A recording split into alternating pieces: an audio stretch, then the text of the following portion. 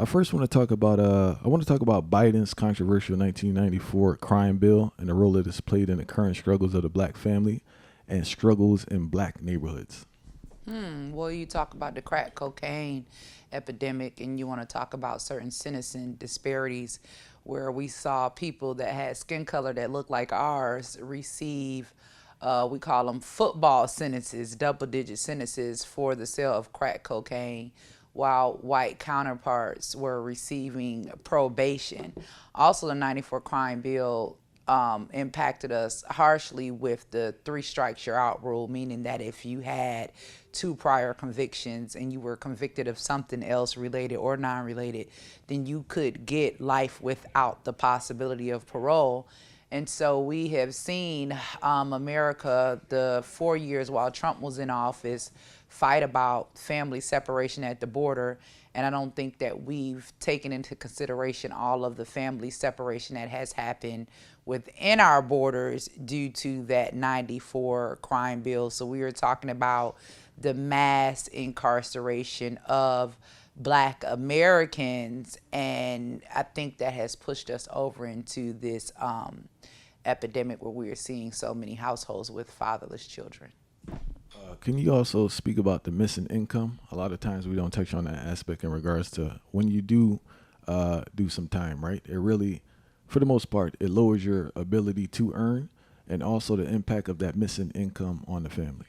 Oh, well, when you remove someone from the family, of course, not only not they're no longer the provider, they're now a dependent. So if you are a mother, let's just say, and your spouse has been incarcerated or the father of your children has been incarcerated, not only does all of that responsibility fall on you as the mother, but then there's also now responsibility for that person that is incarcerated.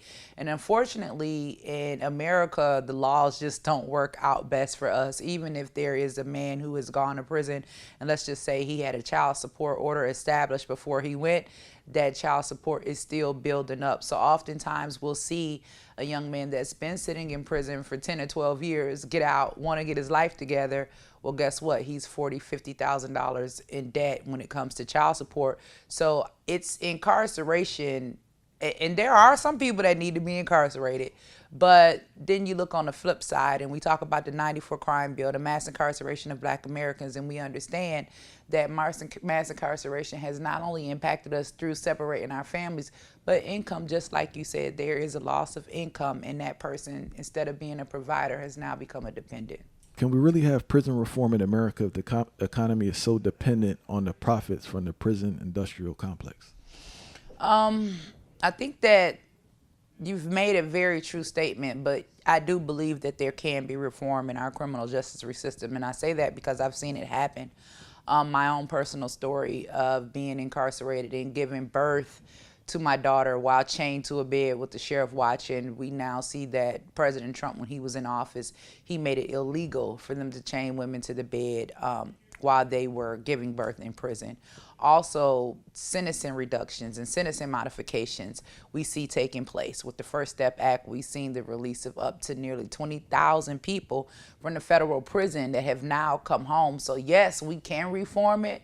Will we fix all of our problems? I don't think so. But are we going to give up? Absolutely not.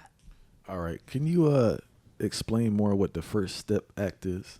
The First Step Act was a lot. It really was about trying to overturn Joe Biden's 94 crime bill and giving a lot of those people that had been left behind in prison during the Obama era a chance to get out and come home, because it did not apply to lifers. So even if you had a life sentence, but it was a non-violent life sentence, you wouldn't be considered for parole or able to come home. So the First Step Act gave life to all of those prisoners who had been incarcerated on those three strikes you're out on nonviolent crimes to have a chance to come home. Also, we saw where people were getting, let's say you talk about in federal time back then, people would get like 4 days for one. Then we saw that 85% rule come in where you had to serve 85% of your time.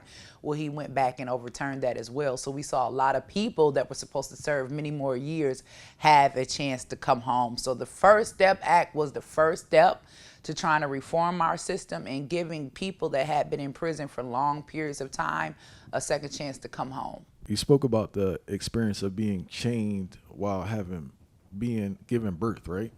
Couple questions I have is, first one, how traumatizing is that? It was very traumatizing. I mean, you think about people that have separation anxiety, or you think about back in the days of slavery when a woman has a child and they're selling the children on the slave box and they're separating the families.